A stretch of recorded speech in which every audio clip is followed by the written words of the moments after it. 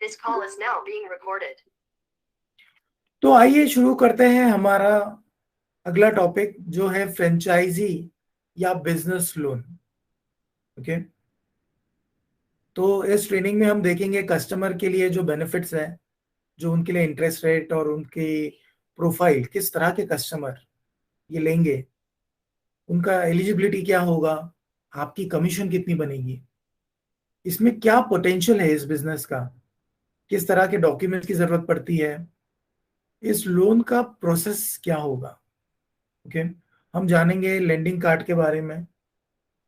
हम कुछ frequently asked question से हम उसे भी देखेंगे।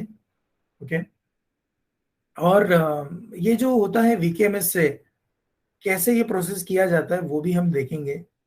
और फिर जो टिकट रेस करनी होती है तो उसकी स्क्रीन भी देख लेंगे। उसके साथ एक चेकलिस्ट जानेंगे कि एंड ऑफ डे क्या चेकलिस्ट हमें फॉलो करनी चाहिए। ओके, और एस्केलेशन का मैट्रिक्स क्या है वो भी देख लेंगे। तो सबसे पहले आपको ये समझना बहुत जरूरी है कि हम चाहते हैं कि इस ट्रेनिंग के अंत तक आप समझ सको कि बिजनेस लोन क्या होता है, फ्रेंचाइजी लोन होता क्या है, आप इसे समझ सको और इसको प्रोवाइड कर सको अपने कस्टमर्स को। ठीक है, तो आगे बढ़ता है। पहले शुरू करते हैं कस्टमर के बेनिफिट्स के साथ, उनका इंटरेस्ट रेट, प्रोफाइल। तो ये रहे कस्टमर के बेनिफिट्स। ये ऑफर होता है किसी भी सेल्फ एम्प्लॉयड को। ओके, यानी कि वो खुद सेल्फ एम्प्लॉयड इंडिविजुअल है या वो है एक बिजनेस ओनर, नॉन इंडिविजुअल भी हो सकता है, यानी कि कंपनी है, पार्टनरशिप है, प्रोप्राइटर है, जो भी है, उनको वर्किंग कैपिटल की जरूरत है तो इन लोग को लोन मिल जाता है। अब लोन जो दिया जाता है ना वो करंट ईयर के परफॉर्मेंस पे दिया जाता है, पुराने रिकॉर्ड्स पे नहीं कि 3 साल क्या किया, 2 साल क्या किया, 1 साल क्या किया, नहीं। करंट ईयर में उनका परफॉर्मेंस क्या है उसके बेसिस पर 100% ऑनलाइन प्रोसेस है। बहुत ही कम डॉक्यूमेंट्स की जरूरत पड़ती है, किसी भी तरह का कोलैटरल नहीं है, मतलब किसी तरह की सिक्योरिटी। याद रखिए बिजनेस लोन में कभी भी कोलैटरल लगता है, यानी कि लैंड एसेट्स जो गिरवी रखना जिसे कहते हैं, जैसे कि एक तरह का सिक्योरिटी होता है, वो कोलैटरल होता है जिसके अगेंस्ट में लोन मिलता है। राइट, तो इस लोन में कोई भी कोलैटरल नहीं है, बहुत ही रीजनेबल रेट ऑफ इंटरेस्ट है। टेन्योर जो होता है वो 3 महीने से 3 साल तक का है, कस्टमर कुछ भी ले सकते हैं, फ्लेक्सिबल रीपेमेंट है। और ये बिजनेस लोन जो है ना ये 1 लाख से लेके 50 लाख तक इतने अमाउंट तक दिया जाता है। तो आप खुद ही देख सकते हो कस्टमर के लिए कितने बेनिफिट है, क्योंकि इस तरह के बिजनेस लोन ओके जनरली अगर लेने जाए आप बाहर बहुत ही डिफिकल्ट होता है। ओके, तो एक एक करके देखते हैं। पहले हम जानेंगे प्रोसेसिंग फीस और इंटरेस्ट रेट क्या होंगे। तो सबसे पहला बिजनेस लोन है, देखिए इसका इंटरेस्ट रेट है ना ये 18% से लेके 27% तक है। ओके, आप सोचोगे इतना वेरिएंस क्यों है, तो आपको याद होगा जब हमने सिबिल के स्कोर और सिबिल रिपोर्ट की बात की थी। ओके, उस वक्त हमने दो चीजें की बात की थी, एक था इंडिविजुअल रिपोर्ट और एक था बिजनेस रिपोर्ट। ओके, उनका भी स्कोर होता है, इंडिविजुअल का भी स्कोर होता है। ये सिचुएशन में डिपेंडिंग के किस तरह का बिजनेस है, इंडिविजुअल स्कोर और कंपनी स्कोर दोनों देखा जाता है।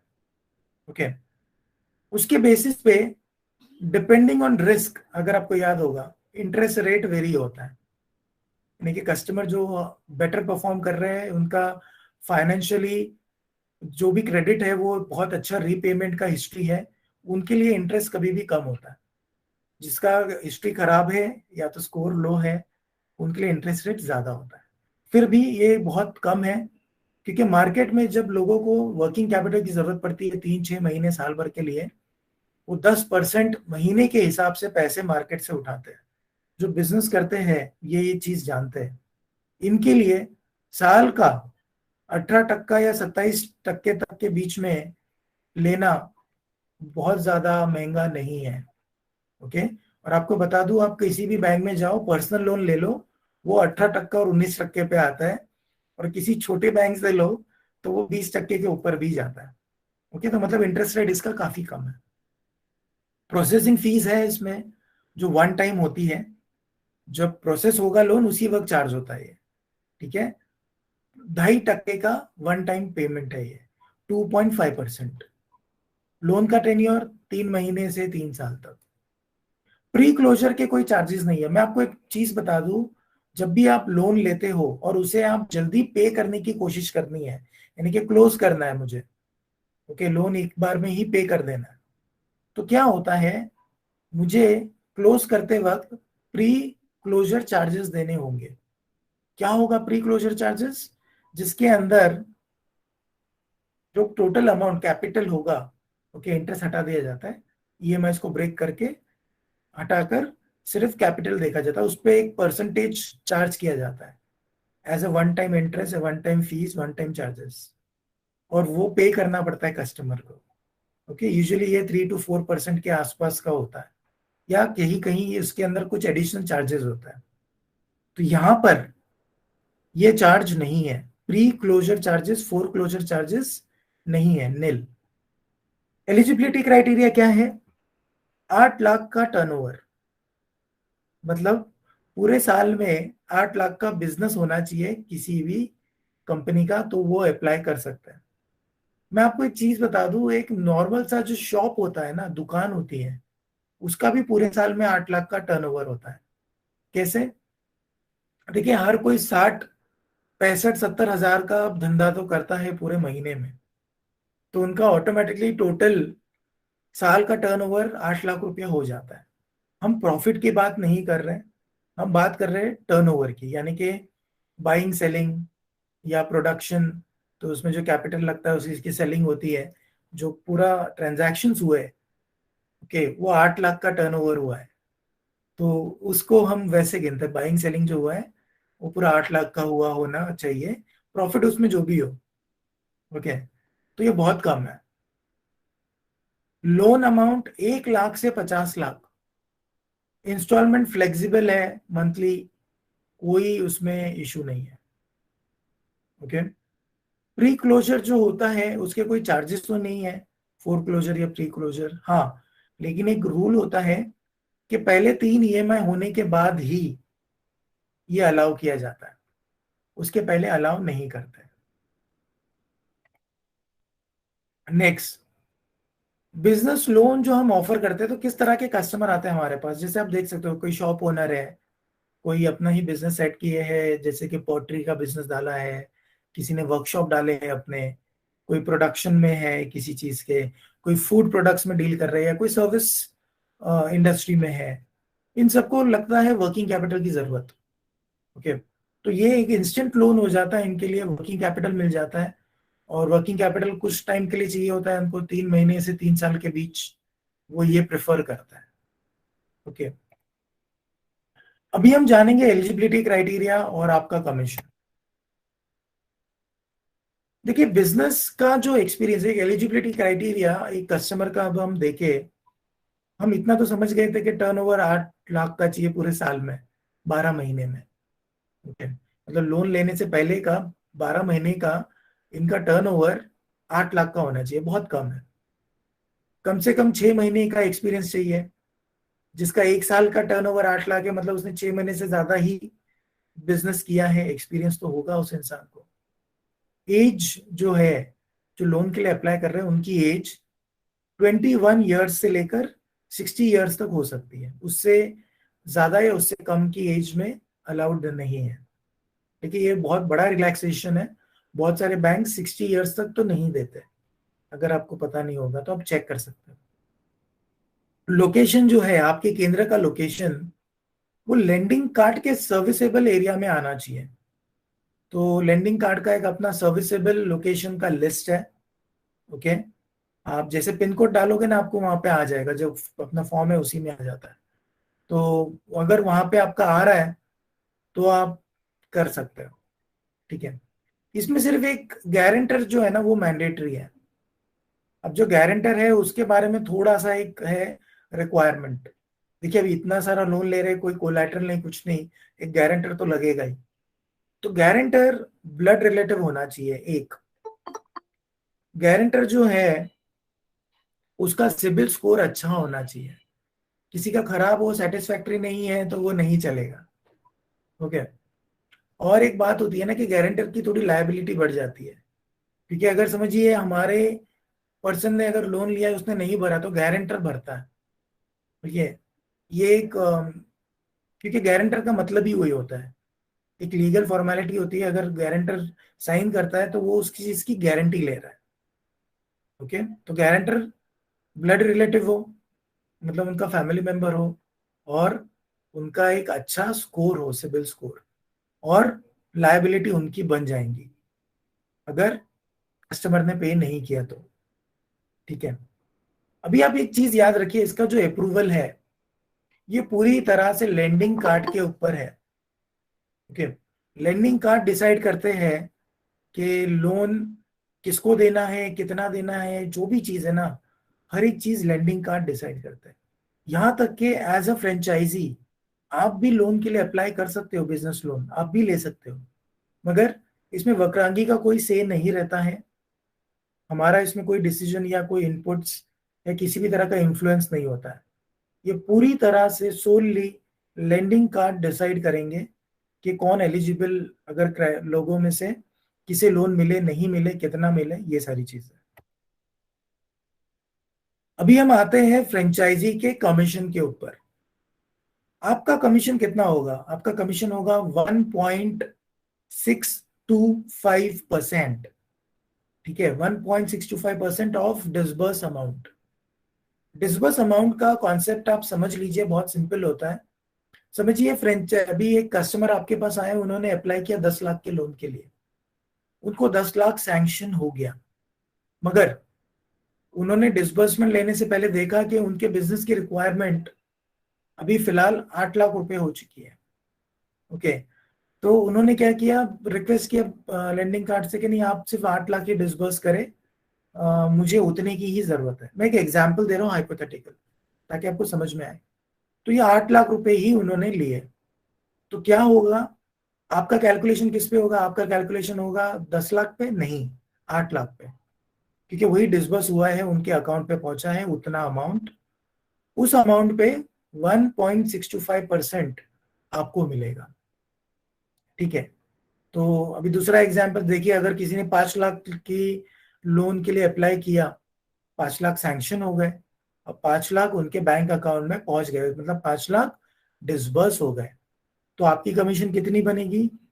1.625% ऑफ डिसबर्स अमाउंट, जो है 8,125 रुपए, 5 लाख के लोन के ऊपर। ठीक है, बहुत सिंपल है। याद रखिए, ये जो अमाउंट हम बात कर रहे हैं 8,125 रुपए, इसमें जीएसटी हमने इंक्लूड नहीं किया है, एक्सक्लूड करके बताया आपको। हाँ, लेकिन इसमें टीडीएस एप्लीकेबल रहेगा। ओके। तो अभी हमको करना क्या है, आपको करना क्या है?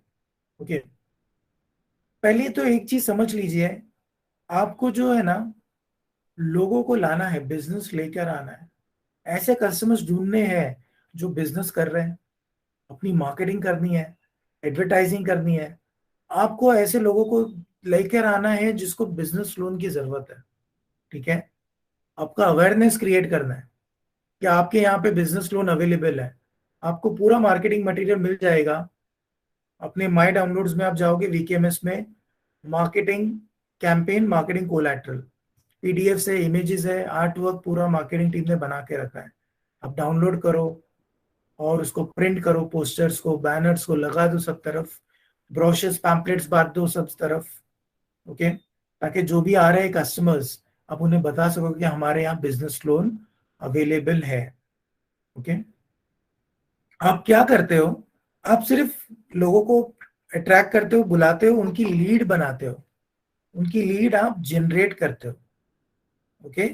यानी कि वो एलिजिबल है, यस, टर्नओवर है, यस, उनके पास गारंटर है, आपने बेसिक चीजें पूछ ली, उसने बोला हाँ ये सब है, आपने उनके डॉक्यूमेंट्स लिए, यहाँ पर दे दिए, लीड बना दी आपने उसकी, दैट्स इट।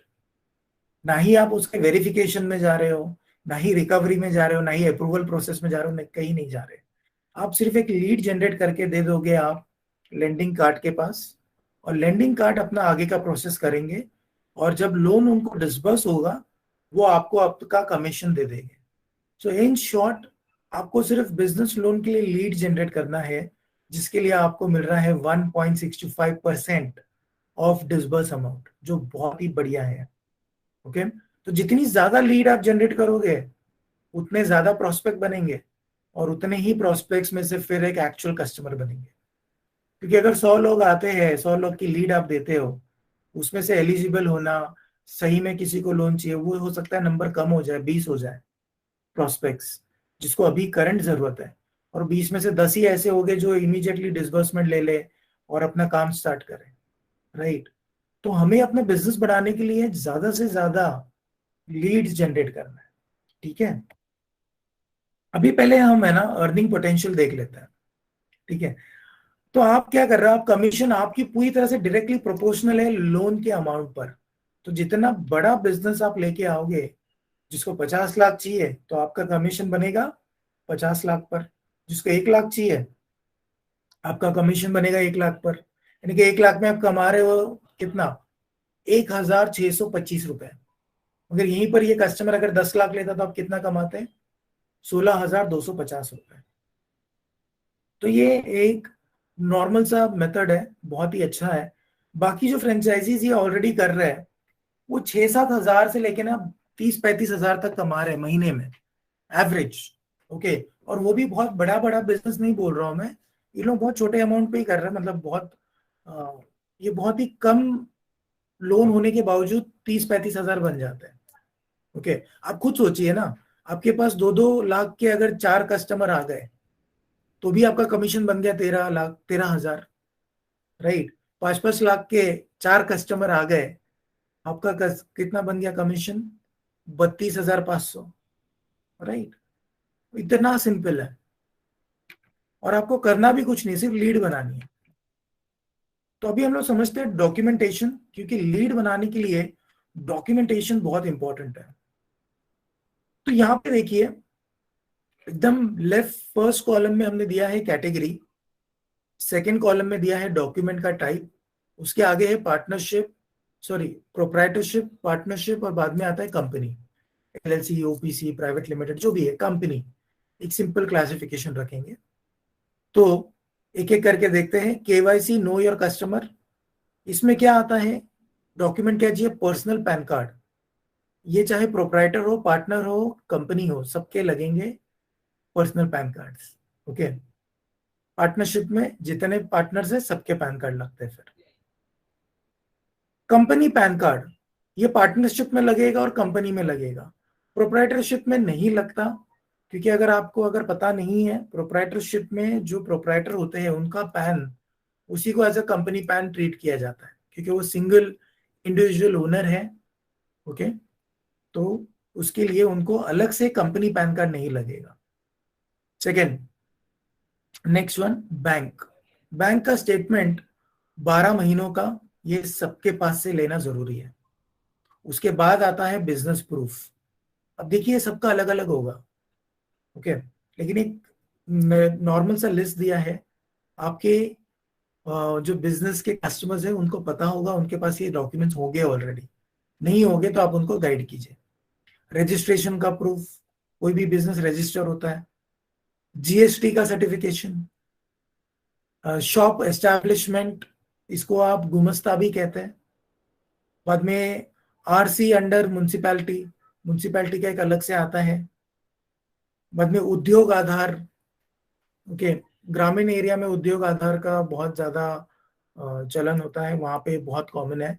फिर drug, LIC, FD, drug control, अगर ये उनमें डील कर रहे हैं तो ये भी लगता है।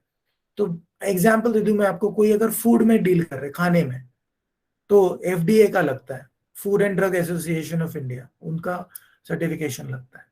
राइट, तो ऐसे अलग अलग तरह के रजिस्ट्रेशन के प्रूफ होते हैं, जो उनका बिजनेस है उसके बेसिस पे वो होता है। कोई एक्सपोर्टर है तो एक्सपोर्ट प्रमोशन काउंसिल में रजिस्टर्ड हो गए, उनकी और चीजें होगी। राइट, तो ये सबके लिए लगेगा। पार्टनरशिप डीड सिर्फ और सिर्फ पार्टनरशिप फर्म को लगेगी। ठीक है, अब गारंटर का पैन सभी के लिए चाहिए, चाहे वो जेंडर अगर फीमेल है तो भी गारंटर्स का पैन कार्ड लगेगा। एज ग्रुप जो है गारंटर की वो कितनी है, 30 से ऊपर, 60 से नीचे। ओके, जिसकी एज 30 से अबव है, ओके, और 60 ईयर्स से कम है, सिर्फ वही लोग गारंटर बन सकते हैं। पहले ही हमने क्राइटेरिया देखा है, ब्लड रिलेटिव, जिसका जिसका सिबिल स्कोर काफी अच्छा है, ओके, और वो प्रॉपर अंडरस्टैंडिंग में गारंटी ले रहे हैं, ओनरशिप ले रहे हैं कि अगर कस्टमर ने नहीं भरा तो वो लायबल है। नेक्स्ट डॉक्यूमेंटेशन में और जो आएगा एड्रेस प्रूफ, उसमें Aadhaar, passport, registered rent agreement अगर कोई रेंट पर है, driving licence, voter ID, utility bills, ये सारी चीजें लगेगी। प्रोप्राइटरशिप में, पार्टनरशिप में, कंपनी सब में लगेगा।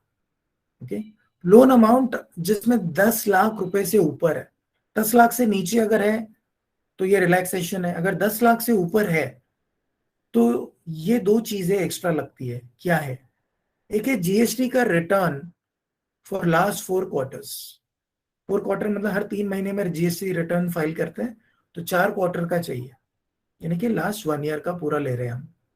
और आईटीआर, इनकम टैक्स रिटर्न जो फाइल करते हैं वो लास्ट 2 साल का लगेगा, अगर 10 लाख या उसके ऊपर का अमाउंट है तो।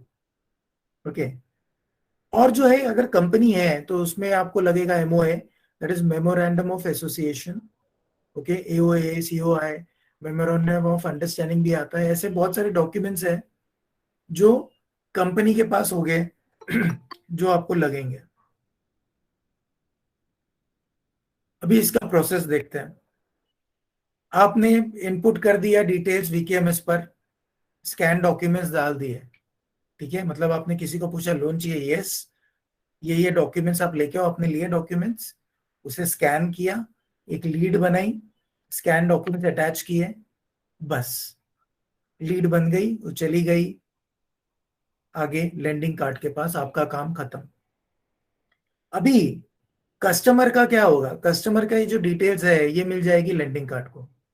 लेंडिंग कार्ड का जो कॉल सेंटर है वो उनसे कनेक्ट करेंगे, उनसे बात करेंगे, ओके, और जो एडिशनल डॉक्यूमेंट्स चाहिए या और भी जो भी प्रूफ उनको लगते होंगे वो उनसे डायरेक्टली उसके बाद मांग लेंगे, कि आपने जो मिनिमम रिक्वायरमेंट जो लिस्ट थी आपने वो कर दी फुलफिल, बाकी का काम उनका है, वेरिफिकेशन और वो सारी चीजें, तो डॉक्यूमेंटेशन उनसे कर लेंगे। नेक्स्ट, एक बार ऑथराइजेशन ऑथेंटिकेशन आ जाता है, उसके बाद में वो उनकी सिबिल रिपोर्ट्स भी पुल करेंगे, तो सिबिल चेक होगा इंडिविजुअल या कंपनी या दोनों, ये उनका कॉल होगा। तो ये सारी चीजें एक बार हो गई, उन्होंने सारा इन्वेस्टिगेशन कर लिया, देख लिया कि हाँ ये कस्टमर का एलिजिबिलिटी कितने का होना चाहिए, ओके, उसके बाद वो अप्रूव करेंगे या रिजेक्ट करेंगे। अगर रिजेक्ट कर रहे हैं तो उनको रीजन दे देंगे कस्टमर को कि XYZ reason, we have rejected your request, ठीक है। अगर अप्रूव कर रहे हैं तो आगे के स्टेप्स पर ले जाएंगे, अप्रूवल का कंफर्मेशन आ जाएगा, SMS, ईमेल, सारी चीजें, और फिर उनको एक सैंक्शन लेटर, ओके, कस्टमर को एक सैंक्शन लेटर दिया जाएगा कि इतना अमाउंट आपके लिए सैंक्शन हुआ है, ओके। जरूरी नहीं है कि अगर 20 के लिए अप्लाई किया तो 20 सैंक्शन हो जाए, डिपेंडिंग ऑन परफॉर्मेंस हो सकता है 15 ही सैंक्शन हो, ओके, या ऐसे हो सकता है कि मांगा है 10 लेकिन उसकी परफॉर्मेंस काफी अच्छी है, मतलब इस कस्टमर को तो 20-25 भी दिया जा सकता है, लेकिन क्योंकि 10 ही मांगा है तो 10 ही सैंक्शन होगा, राइट। तो ऐसा होगा, सैंक्शन लेटर मिल गया कस्टमर को। अभी इसके बाद, सैंक्शन होने के बाद कुछ और डॉक्यूमेंट्स की जरूरत पड़ती है, जिसमें से एक होता है एग्रीमेंट। लोन का एक एग्रीमेंट होता है लेंडिंग कार्ड और कस्टमर के बीच, तो इन दोनों के बीच में एक साइंड एग्रीमेंट होगा, ई साइन इन प्रोसेस होगा। उसके बाद में कुछ और एडिशनल डॉक्यूमेंट्स मांगे जाएंगे कस्टमर से, ओके, और फिर वो अमाउंट डिसबर्स होगा। ये है प्रोसेस। अभी लेंडिंग कार्ड ने चलो अमाउंट डिसबर्स कर दिया, ओके, कस्टमर के बैंक अकाउंट में। अभी कस्टमर क्या करेंगे? कस्टमर इसको मंथली EMI पे करेंगे, जो जो डेट उन्होंने मेंशन की है लेंडिंग कार्ड को, जो पहले ही डिसाइड हो चुका है, वो सारी चीजें वो फॉलो होगा। तो ये नैच के थ्रू होता है। तो ECS जिसे कहते हैं, electronic clearance system, ACH, automatic clearing house, okay, is the same thing match, मतलब ऑटोमेटिकली उनके अकाउंट से उतना अमाउंट डिडक्ट हो रहा है, ट्रांसफर हो रहा है लेंडिंग कार्ड को, ओके। अब समझिए किसी कारणवश इस कस्टमर ने मिस कर दिया, पे नहीं कर पाए। देखिए एक प्री ड्यू कॉलिंग जिसे कहते हैं, यानी कि आपका लोन अमाउंट ड्यू है, इस डेट पर आपको भरना, ये आपका ड्यू डेट है, उसके पहले ही कम्युनिकेशन कस्टमर को पहुंचाया जाता है एसएमएस, ईमेल या कॉल के जरिए, या सारे यूज किए जाते हैं, जिसमें इन्फॉर्म करते हैं कि प्लीज मेंटेन कीजिए XYZ अमाउंट, ताकि आपका ईएमआई टाइमली पे हो सके, ओके। और अगर वो कस्टमर मिस करते हैं, उसके बाद भी कम्युनिकेशन जाता है उन्हें कि आप इतने दिनों में ये पे कर सकते हैं, ताकि आपको कोई एडिशनल चार्जेस ना लगे, okay. These are normal steps किसी भी कलेक्शन के लिए या लोन अमाउंट जो हम ईएमआई ले रहे हैं उसके लिए, ओके। तो उसके बाद में भी अगर कस्टमर नहीं दे रहे तो कस्टमर को इन्फॉर्म करते कि ओके आप मैनुअली भी पे कर सकते हो, हमारे जो एग्जीक्यूटिव है फील्ड से वो आ जाएंगे, आपसे चेक ले लेंगे और आप मैनुअली चेक बनाकर दे दीजिए, वहां से हम पेमेंट ले लेंगे, ओके। अगर वो भी वो कस्टमर नहीं कर पा रहे तो आफ्टर सर्टेन डेज ये बकेट्स होते हैं, तो वो हर एक कंपनी अलग बकेट्स फॉलो करती है, मोस्टली 30, 60, 90 डेज बकेट होते हैं, उसके बाद में राइट ऑफ में जाता है, ओके। तो अलग अलग स्टेप्स होते हैं हर एक कंपनी के, तो जिसमें वो अपनी कलेक्शन की फॉर्मेलिटी स्टार्ट कर देते हैं, ओके। कलेक्शन की फॉर्मेलिटीज पहले ईएमआई के लिए की जाती है, फिर मल्टीपल ईएमआई के लिए की जाती है, और एक सर्टेन पॉइंट के बाद पूरे लोन अमाउंट के लिए की जाती है, ठीक है। तो ये उनका काम है। तो आपको एक चीज समझना बहुत जरूरी है, ये पूरे प्रोसेस में आपका एज अ फ्रेंचाइजी कोई इन्वॉल्वमेंट नहीं रहता, आप कस्टमर को कॉल करके आप रिकवरी करने के लिए नहीं जा सकते, ठीक है, वो आपका काम नहीं है, ना ही वक्रांगी का काम है। हमारा आपका हमारा काम है सिर्फ लीड जनरेट करके लेंडिंग कार्ड को देना, और ये पूरा प्रोसेस लेंडिंग कार्ड का है, उनका कॉल है, उनका राइट्स है, उनका डिसीजन है किसे लोन मिले और रिकवरी कैसे हो बेसिस ऑफ आरबीआई गाइडलाइंस, वो प्रोसेस उनका है। तो एक बार कस्टमर ने सब कुछ क्लियर कर दिया, पेमेंट क्लियर हो गई, तो जो एनओसी होता है, लोन क्लोजर का जो लेटर होता है, वो लेंडिंग कार्ड से कस्टमर को दिया जाता है, ओके। सेम चीज उनके बिजनेस क्रेडिट रिपोर्ट में भी रिफ्लेक्ट करती है। अभी हम लेंडिंग कार्ड के बारे में जानते हैं, हमने बिजनेस लोन तो समझ लिया, और लेंडिंग कार्ड दे रहे हैं उनके बारे में भी थोड़ा देख लेते हैं। देखिए वक्रांगी का और लेंडिंग कार्ड का एक टाइप हुआ है, ओके। तो ये टाइप ऐसे हुआ है कि हमारा ऑलरेडी नेटवर्क है, 21,000 से भी ज्यादा हमारी फ्रेंचाइजीज है, और इतना बढ़िया नेटवर्क है कस्टमर्स में, तो जहां पर हम लीड जनरेट करें और इनको दे दें, और ये अपना जो बिजनेस है वो अपना खुद ही कैरी आउट करे, ठीक है। तो यही हमारा टाइप है, तो इसमें हमारी लायबिलिटी और कुछ नहीं रहती, हमारा टास्क होता है सिर्फ लीड जनरेट करके देना, लीड को क्वालिफाई करना, और उसके लोन देना नहीं देना, कितना देना, और फिर वो लोन डिसबर्स करना, ये पूरा काम लेंडिंग कार्ड का होता है, ओके। और सिर्फ डिसबर्स अमाउंट के लिए कमीशन वक्रांगी के फ्रेंचाइजीज को मिलती है, ऑलराइट। तो ये तो हम समझ गए कि क्या टाइप किस तरह से है। लेंडिंग कार्ड के बारे में देखते हैं। लेंडिंग कार्ड जो है एक एनबीएफसी है, नॉन बैंकिंग फाइनेंशियल कंपनी, जो एस्टैब्लिश हुई है अप्रैल 2014 में। इनका ऑब्जेक्टिव बहुत ही सिंपल है, एक लेंडिंग कार्ड का बहुत ही सिंपल ऑब्जेक्टिव है कि think cash, think lending card. Business के लिए जो वर्किंग कैपिटल की जरूरत होती है वो फिंगर टिप्स पे एक बिजनेस एंटरप्रेन्योर को मिल सके। इंडिया में जो छोटे छोटे एंटरप्रेन्योर्स है, छोटे बड़े सारे मिक्स, वो 1 लाख से 50,000 3 महीने या 3 साल के लिए ले सके, बहुत ही कम समय में, बहुत ही आसानी से, ओके। तो ये सारी चीजों को ध्यान में रखते हुए ये किया गया, ओके। तो ये कितनी सिटीज में है? 1700 से भी ज्यादा सिटीज में है। लोन कितने डिसबर्स हुए हैं? अभी तक 2.5 लाख से ज्यादा ये लोन डिसबर्स कर चुके हैं। और आपको एक बता दूं, इनके 50% जो लोन है वो छोटे छोटे बिजनेस में दिए गए हैं। तो मतलब एक मिक्स है, मीडियम बड़े बिजनेस को भी मिल रहा है, बट 50% लोन जो गए हैं ना वो सारे छोटे बिजनेस में गए हैं। तो इट्स अ गुड न्यूज। कुछ फ्रिक्वेंटली आस्क्ड क्वेश्चंस भी देख लेते हैं। Minimum amount, maximum amount 1 lakh से 50 लाख, रेट ऑफ इंटरेस्ट 18 से 27%। ओके, और इसका लोन किसको मिल सकता है? अगेन किसका कॉल है ये? लेंडिंग कार्ड का। अगर आपको भी लेना है एज अ फ्रेंचाइजी आप भी ले सकते हो, बट वक्रांगी का कोई से नहीं रहेगा, पूरी तरह लेंडिंग कार्ड का डिसीजन होगा। क्या अगर कस्टमर के पास फंड्स नहीं है, सॉरी, क्या अगर कस्टमर को फंड्स इमीडिएटली नहीं चाहिए तो भी क्या हुआ, वो इवैल्यूएशन करा सकते हैं। ओके, और इवैल्यूएशन कराकर रेडी रख सकते हैं डिसबर्समेंट, राइट? मतलब डिसबर्समेंट जब चाहिए तब हो जाएगा, उनको सैंक्शन हो जाएगा, लेटर, सैंक्शन लेटर आ जाएगा, अब वो लोन ले सकते हैं। लेकिन जो प्रोसेस है वो बाद में कर लेंगे, मतलब जब वो बोलेंगे कि मुझे अभी 1 हफ्ते के बाद चाहिए तो 1 हफ्ते के बाद मिल जाएगा वैसा। कि देखिए जब भी लास्ट मोमेंट पे आप लोन लेने के लिए भागोगे तो आप पूरा प्रोसेस करते बैठोगे, और हो सकता है उस वक्त आपके पास कंसाइनमेंट हो, परचेज के लिए आपको पैसा चाहिए होगा, या प्रोडक्शन के लिए पैसा चाहिए होगा, रॉ मटेरियल के लिए पैसा चाहिए होगा। ओके, उस वक्त इमीडिएटली लाना बहुत डिफिकल्ट होता है, इसीलिए तो लोग मार्केट से पैसे उठाते हैं, 10-10, 20-20% महीने का देते हैं, क्योंकि वो इंस्टेंट पैसा चाहिए होता है। तो वो यहीं पर मिल रहा है, लेकिन साल में 18 से 27% है। जस्ट लुक एट इट, कितना ज्यादा बेनिफिट है आपके कस्टमर को। कितना जल्दी मिलेगा लोन? 7 दिन के अंदर, 7 वर्किंग डेज में कस्टमर को लोन मिल जाएगा, अगर सारी चीजें जो हमें चाहिए वो बराबर से है, इंफॉर्मेशन और डॉक्यूमेंट्स। कस्टमर कैसे रीपे कर सकते हैं? नैच के थ्रू होगा, उनके डायरेक्टली अकाउंट से डिडक्ट हो जाएगा, ऑटोमेटिक डेबिट होता है। ओके, और रीपेमेंट के और कौन से ऑप्शंस अवेलेबल हैं? तो वो जो ऑप्शन है मंथली पेमेंट का ही ऑप्शन रखा है रीपेमेंट का। ठीक है।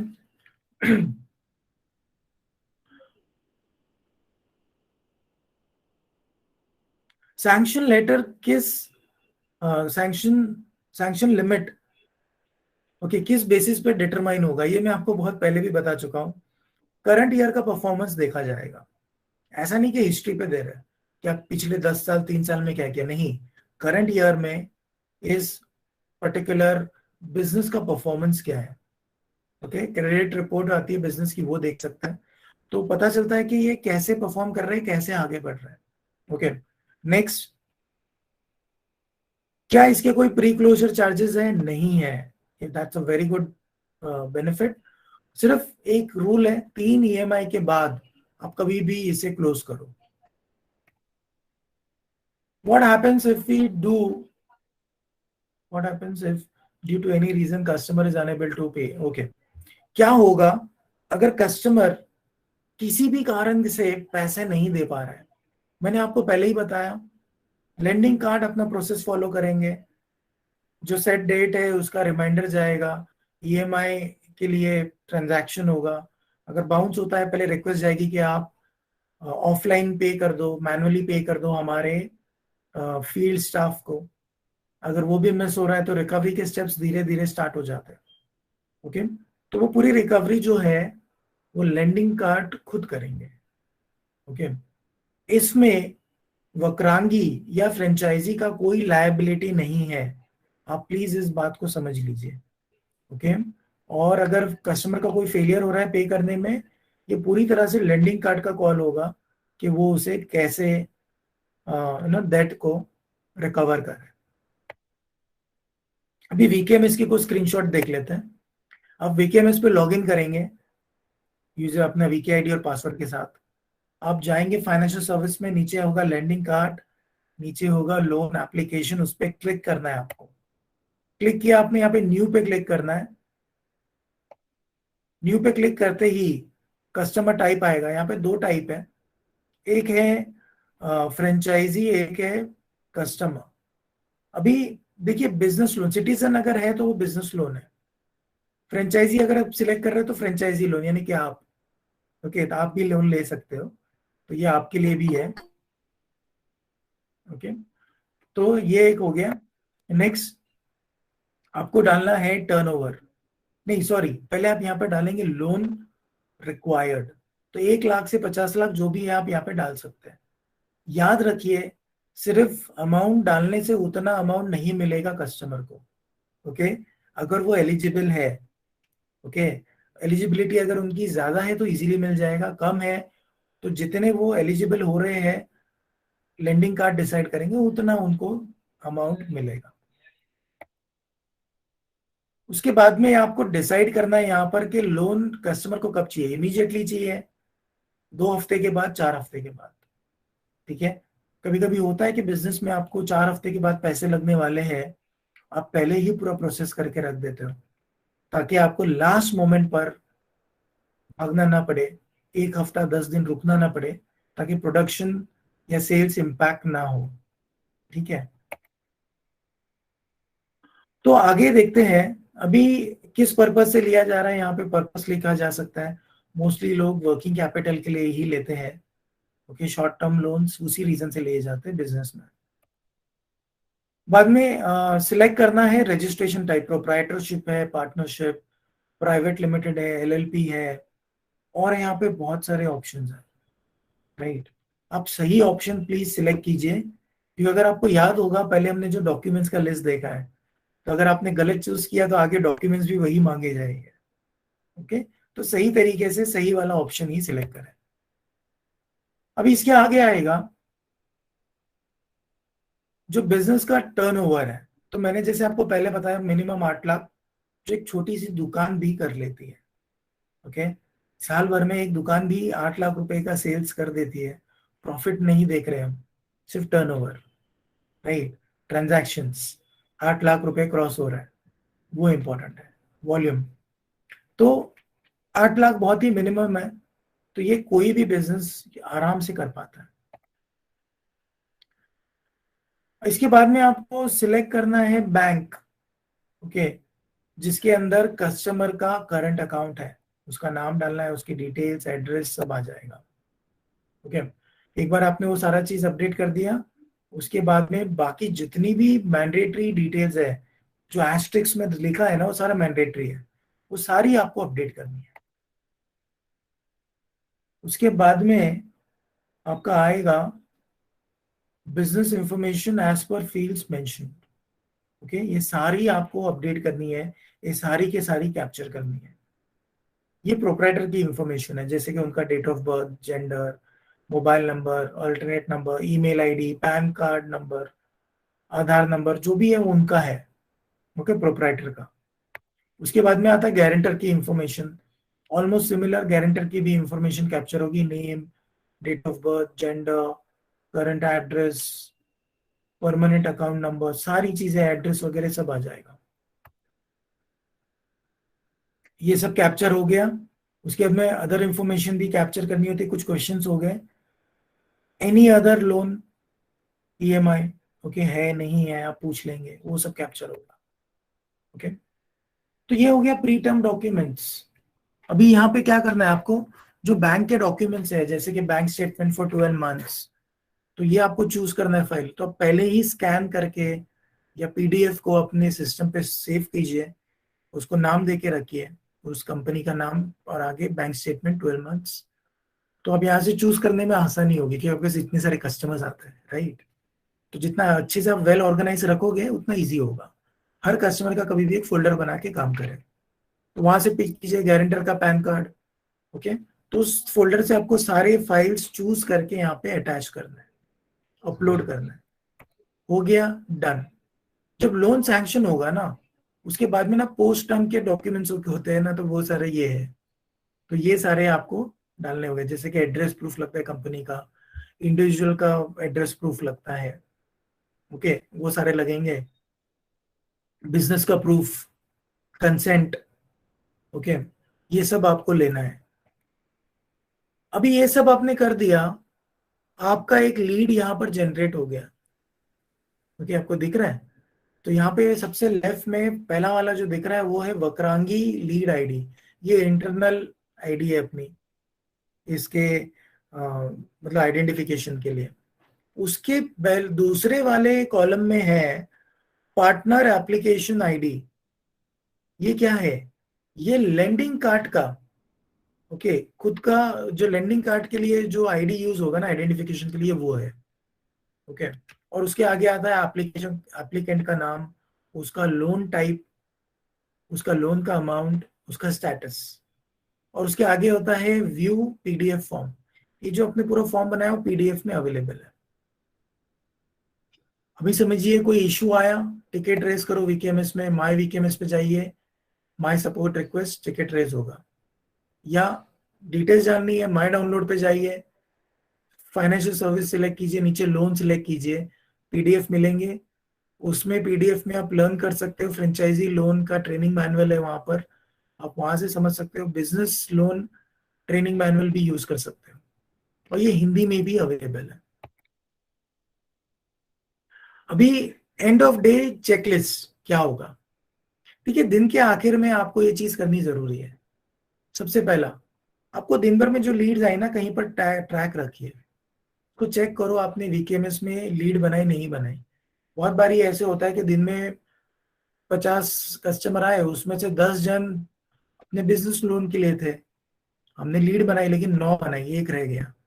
ठीक है, उसका आपने शायद फोल्डर बना के सेव किया और रह गया। तो चेक कीजिए डेली बेसिस पे कितने आए, सबकी लीड आपने बनाई वीकेएमएस पे नहीं बनाई। नेक्स्ट, आप स्टेटस चेक करोगे लीड का जो 7 दिन से पुरानी है। देखिए, लेंडिंग कार्ड का प्रोसेस बहुत ही स्ट्रीमलाइंड है, वो 7 दिन में या तो रिजेक्ट कर देंगे या तो अप्रूव करेंगे। तो जो 7 दिन से पुरानी लीड हो चुकी है, वहां पे स्टेटस देखो क्या दिख रहा है, अप्रूव्ड है, रिजेक्टेड है, क्या है, आपको दिख जाएगा उधर। कस्टमर से भी चेक करो आप, कुछ नहीं दिख रहा है स्टेटस, कस्टमर से भी बात कीजिए आप कि क्या उनको कॉल आया लेंडिंग कार्ड से, नहीं आया, मैसेज आए, कुछ हुआ नहीं हुआ। तो आपको ही पता चलेगा कि आपके लीड पर कोई काम हो रहा है कि नहीं हो रहा है। ऐसे अगर कस्टमर को एसएमएस या ईमेल आया है और मतलब जान लीजिए कि उनको मिला है नहीं मिला है, कौन सा मिला, क्या कम्युनिकेशन था, ऐसे।